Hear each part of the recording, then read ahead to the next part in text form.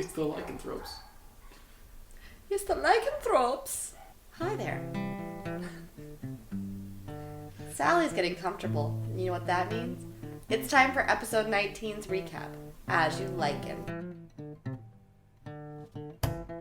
The Mountain Dew set off to the town of Felrin, just beyond the Blackmire Forest, to start their 2 new monster hunting jobs. Clickwhistle noticed a rather large contingent of soldiers moving northwards towards Rakia. The army traveled under the velvety banners of Sistan. After they stopped to rest, Nameless spoke to one of the outcropping trees of the Blackmire Forest. Hey guys, I'm out talking to a tree. Do you guys have any questions? So are their leaves green because they absorb sunlight, or are their leaves green so that they're able to absorb sunlight? How will that help us? I've just always been curious. Tree. I asked the question. They're not mutually exclusive. Does it hurt when people climb you? Yes. She asked about the suspicious army, as well as the threats that awaited them in the woods. The tree told them nothing of the army, but could tell her of the creature of the forest and where their base of their operations was. This new information led to a new conjecture. They could very well be dealing with werewolves. The Blackmire Forest was a tangle of tall trees with a dense canopy that choked the light from hitting the forest floor. Philip, using Speak with Animals, spoke with a bird to try and figure out which direction the heart of the oak may be. The group decided that surprise was their best option, parked their horse by the nearby tree, and continued on foot, stealthily. Mostly. The stealthy Jews stopped not far off from a glade where they could hear the sounds of roughhousing, not unlike canine children. They stealthed closer, preparing to strike as they went. And I conjure 8 giant wolf spiders, and I tell them, fly, my baby.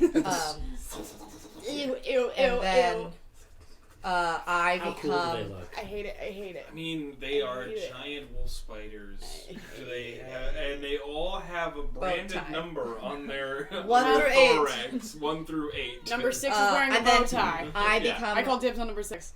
I also become a giant spider, and climb up a tree as well. Start looking at Pangolin, I'm like, would he look cooler with 8 legs? They slowly flanked the threat until the sounds suddenly stopped. They had been noticed. After a decisive fight in their favor, it was suddenly interrupted by the biggest, baddest looking white werewolf the group had ever seen. But instead of attacking them, the wolf asked for parley, which the Dews decided to adhere to.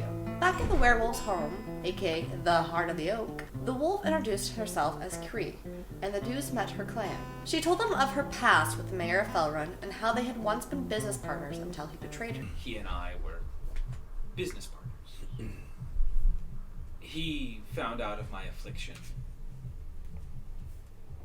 which I was born with, and he thought of a way to allow us both to net some gold and to find some peace.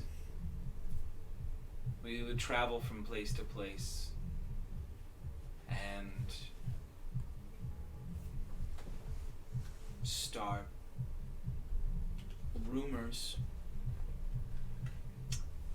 of lichens moving through. They did Brothers Grimm, y'all.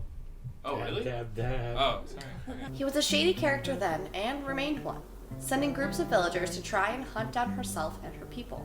She suspected that the mayor was behind the most recent spate of murders, in an attempt to frame the lycanthropes.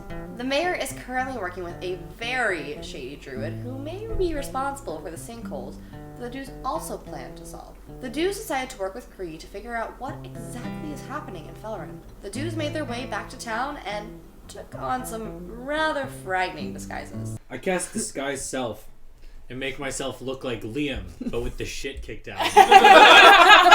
And now, you're all caught up. Will the Dews trick the mayor? Find out what it's causing the sinkholes? I guess you're going to have to find out this week on The Natural Ones.